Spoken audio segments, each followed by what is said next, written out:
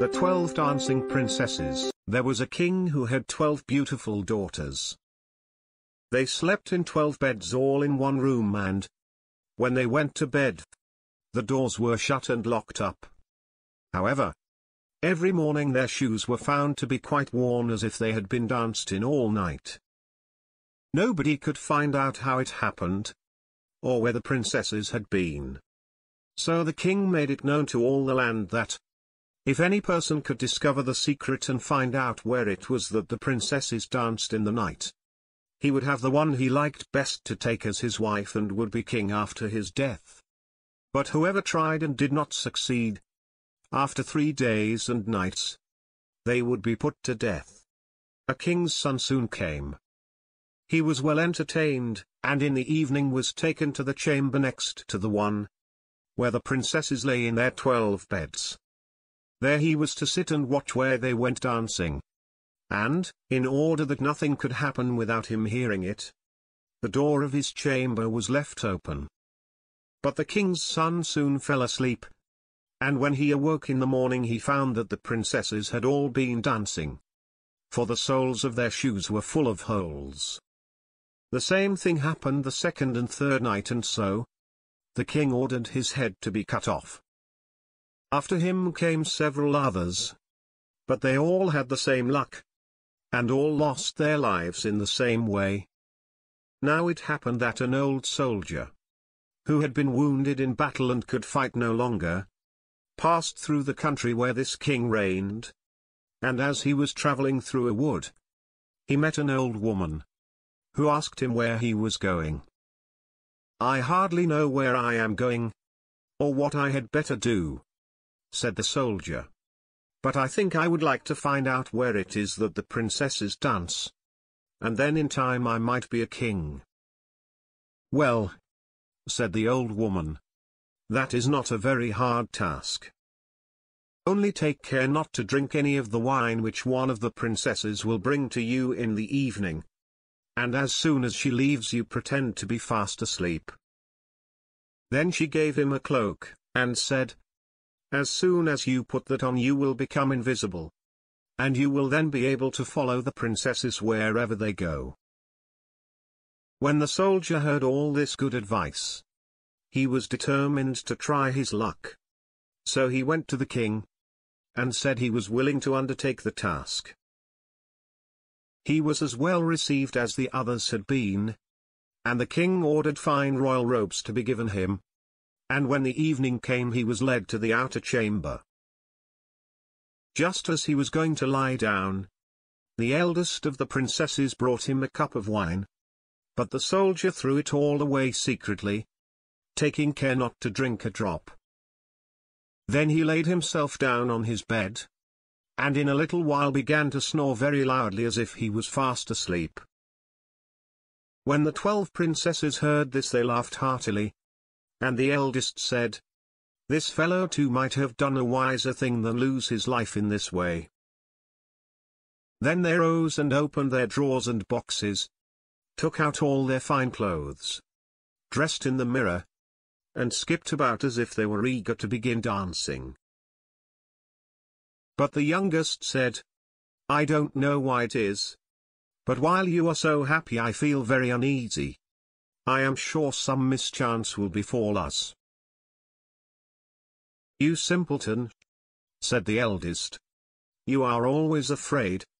Have you forgotten how many kings' sons have already watched in vain? And as for this soldier, even if I had not given him his sleeping draught, he would have slept soundly enough." When they were all ready, they went and looked at the soldier, but he snored on, and did not stir hand or foot, so they thought they were quite safe. Then the eldest went up to her own bed and clapped her hands, and the bed sank to the floor and a trapdoor flew open.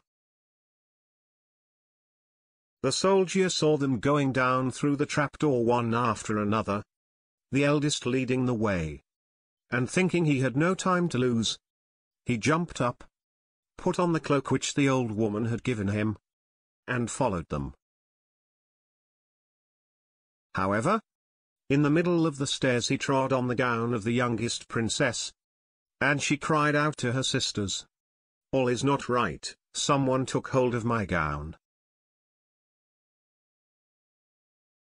"You silly creature," said the eldest. "It is nothing but a nail in the wall."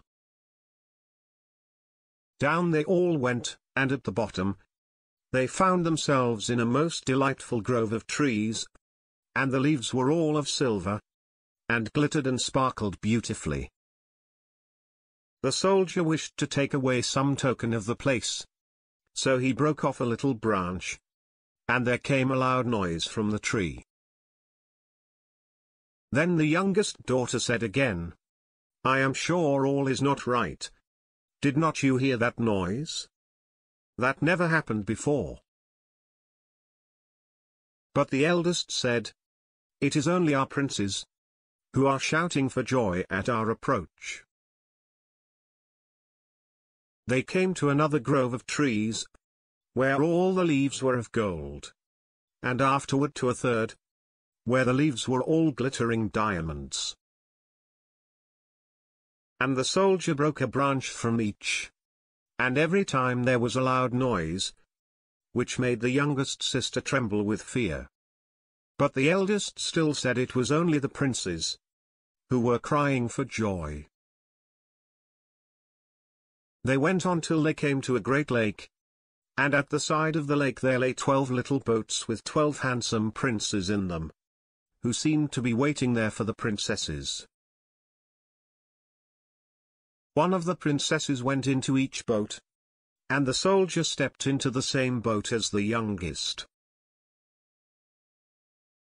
As they were rowing over the lake, the prince who was in the boat with the youngest princess and the soldier said, "I do not know why it is, but though I am rowing with all my might we do not get on so fast as usual, and I am quite tired.